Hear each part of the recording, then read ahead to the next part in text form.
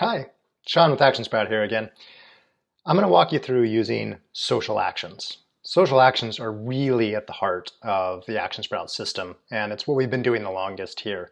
Social actions are a great way to convert social engagement, so the engagement on your Facebook posts, into opt-in subscribers so that you can contact them via email and move them to offline types of action.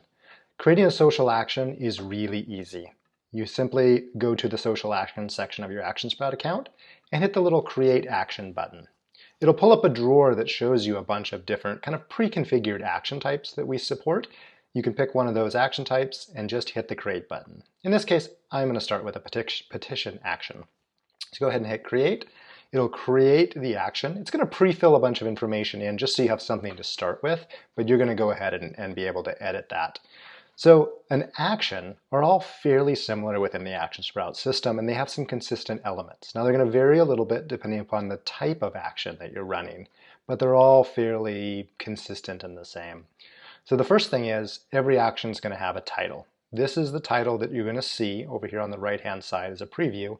It's the thing that's going to be at the top. It's also the thing when you share it that's going to be shared as part of the action. Then you're going to have a call to action. That's the thing that kind of goes above the button. That's the thing that you want people to think about when they're deciding whether they're going to complete the action. And then you have a button, which can be anything that you want. You'll have an image that goes along with the action. Again, that's here in the action, and also when you share it, that image accompanies it. If it's an image that you have an attribution that you want to credit the photographer or something like that, you can do that here. If you also want to use a video instead of an image on the action, you can put a video URL in here, like a Facebook video that you might have. Then a description. Again, that's going to appear here on the action, and that'll follow through a little bit on the share when you share it. You can choose whether or not to allow Facebook comments, and if I scroll back up here and we're looking at this preview, they appear at the bottom here of the action. So you can turn those on or off depending if you want people to be able to make comments. Then you have a thank you message. That's what's going to be displayed after someone completes the action. So let's go ahead and look here. Here's the thank you message. If I come back up here to this preview, and I'm going to go ahead and complete the action, you can see there is the thank you message that we configured here on this action.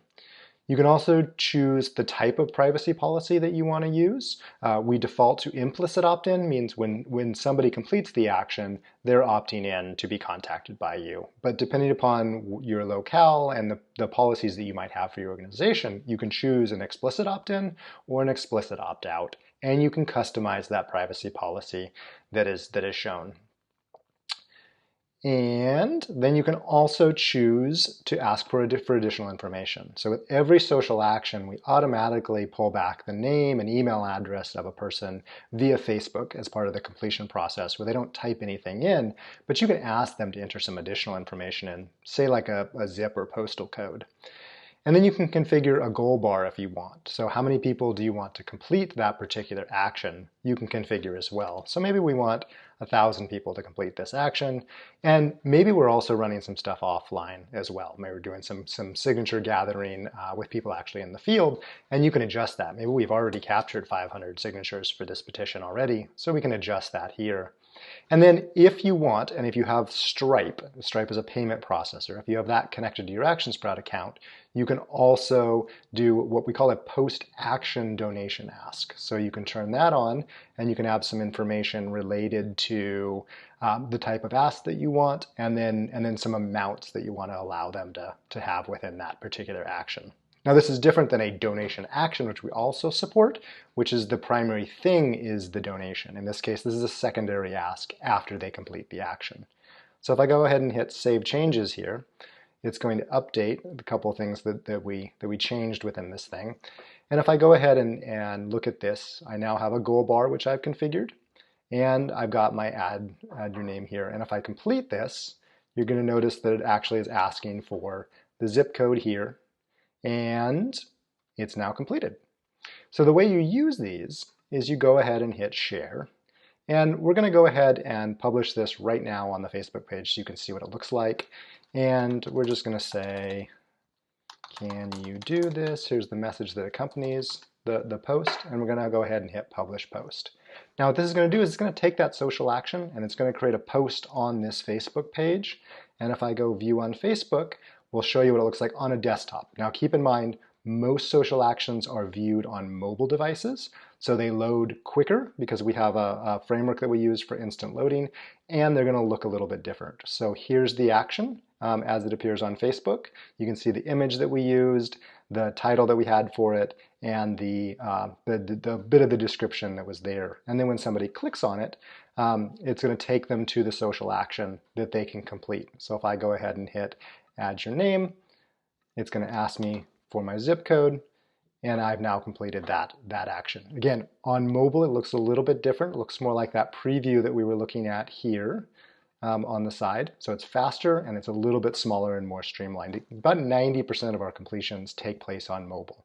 So that's the thing we optimize for. And then related to it, after you've created it and shared it, you're going to have some information related to that action that you've put out there. So we have some top line stats that we surface. Number one is conversion rate. And so that looks at how many people viewed it and how many people completed it. So when they click through on it, what does that conversion rate look like? In this case, I'm the only one that's looked at it, and I'm the only one that's completed it, so we have a 100% conversion rate, which is really good. I should note that we have about a 30% conversion rate across all actions on ActionSprout for the last 8 years, so that's a good target to shoot for. Organizations that really understand how to do compelling calls to actions can usually consistently get 60 to 70% completion rates on petition actions in particular. You'll also see the posts that you've made related to it. And so you can actually share this multiple times. So a couple times a week, you could share the same action, and it's going to show you the posts that are related to it. You can also connect some things in. So like if you have a Facebook pixel or a Google tracking pixel that you want to include, you can include that as well. And we support all of the firing of events for the Facebook pixel for conversion ads and Google Analytics events. And then lastly, you'll be able to see the people that have completed this particular action. In this case, you will see that I'm logged in as Steve Smithers, has completed this action 2 minutes ago. And if you click on the name, you'll see the information that's related and the activities that that person has completed within the thing. And at any point in time, you can export those completions out and be able to import those into other things. Or if you have an integration set up in ActionSprout, those completions will be automatically synced with something like MailChimp or Constant Contact if you have those connections synced. We support a number of different connections around those different types of CRM and email activities.